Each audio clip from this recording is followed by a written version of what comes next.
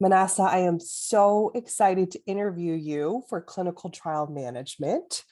I know that this program has been pretty transformative for you, and I'm eager for you to share your story on Voices of Stack. What compelled you to want to learn clinical research or clinical trial management? All right. Okay. Thank you. The first thing that made me want to do clinical trial research is because I graduated right in the midst of the pandemic. It was really hard to find a new job as the job market was really crashing down. And I've been doing nursing for almost 5 years now. So I was looking for a career change.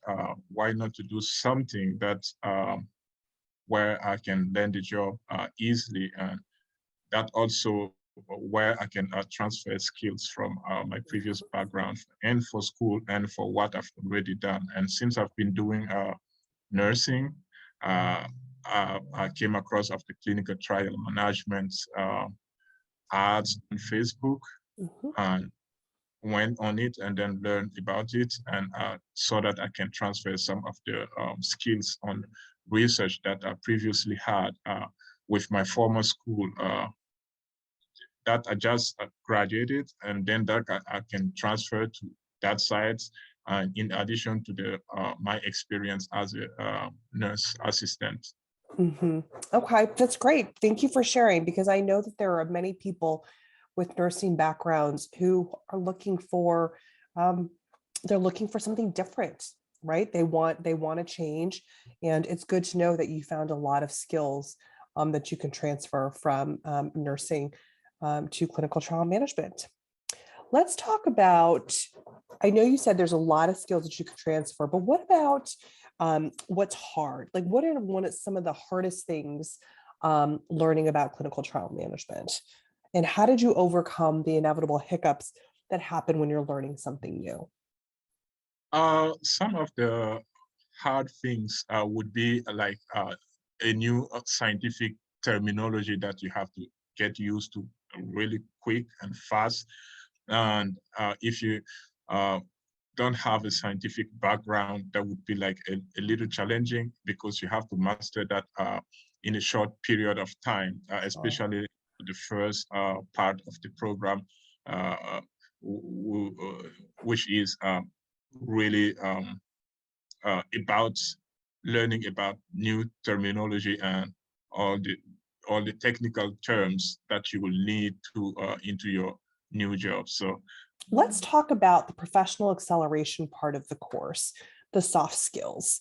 Why was that important to you? And what were some of your key learnings? the soft skills that they are really important, especially really talk about the terminology because you need to know that because on all the job adverts you will see like they will always specify that you need to master this terminology because you don't want to go to a job and you don't even know the terms they have been using. So, and this is a clear advantage in this program to take advantage and master quickly this terminology and all the technical aspects.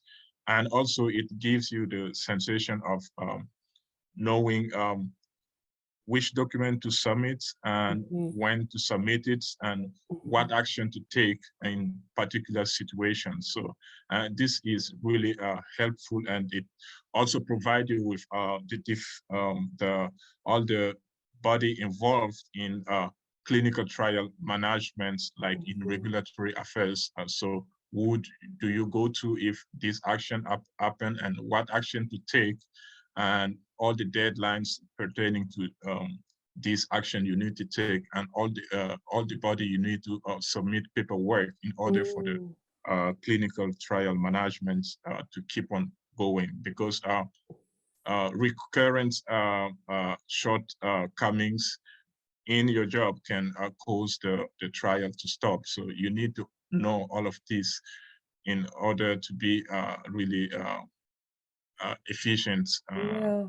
once you learn the job. Let's talk about the group career coaching that happens after. that after the class.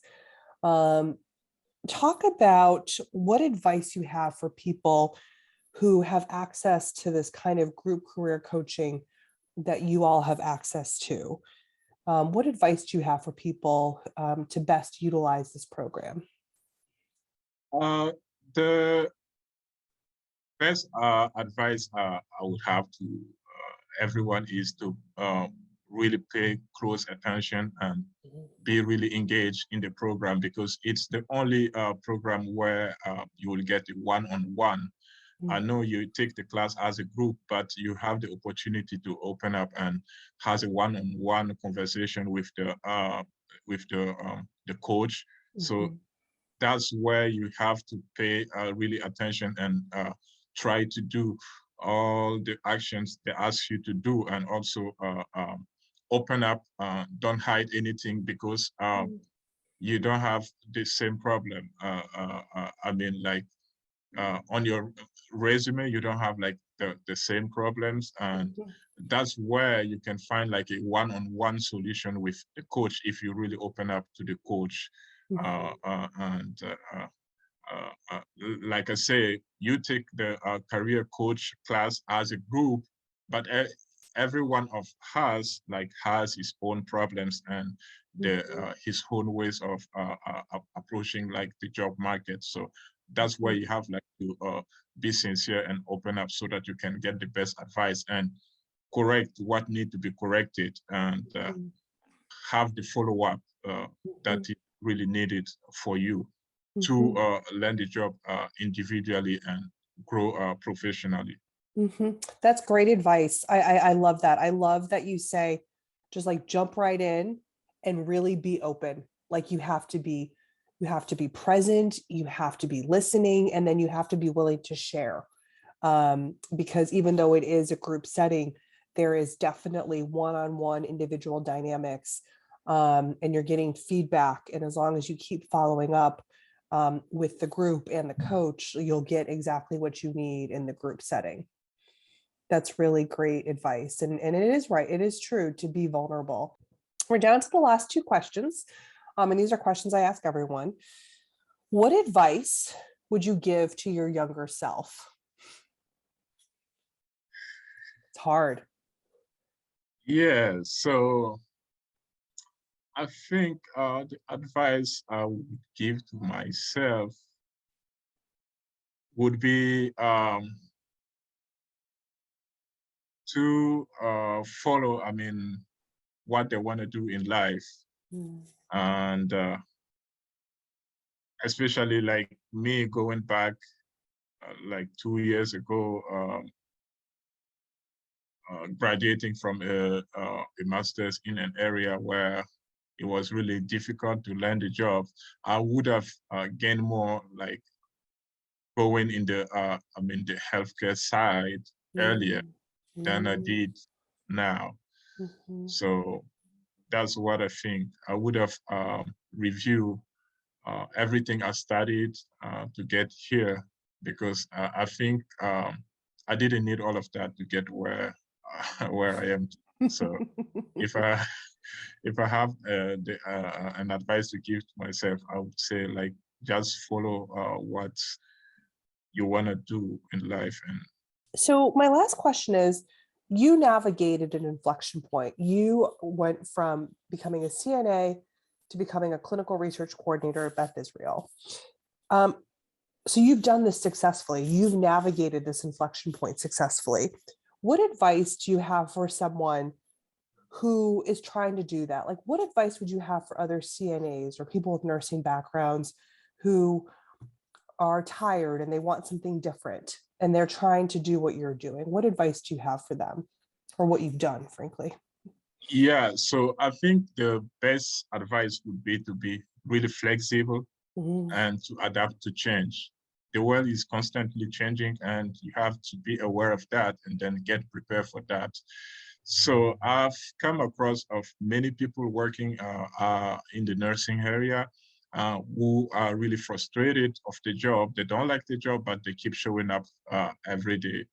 And sometimes it really reflects on the patients, on the way they treat the patients. And stuff like that. So, and it's not like really, it's not funny, and it's not good at all. So, like I say, I mean, just be flexible to change and be open to change when everything is not working well. There is always some opportunities out there, so we have to be on the lookout and be flexible to navigate that change when it happens. Yes. That is such great advice. And I hope people hear your interview. I hope that there are people who are unhappy in their career. Maybe they're in nursing, maybe they're in other careers, but if they're unhappy and they want to change, I hope that what you're saying right now resonates deeply with them, that they have to be flexible and be willing to make the change. They don't have to show up every day. They can make the harder decision of taking the initiative and making a change. That's really, really profound and inspiring advice, Manasse. Thank you so much for sharing your journey with us. We are excited about your transition. Beth Israel is very lucky to have you, as are the future patients that'll be going through the clinical trials that you'll be working on. So thank you so much. You're welcome.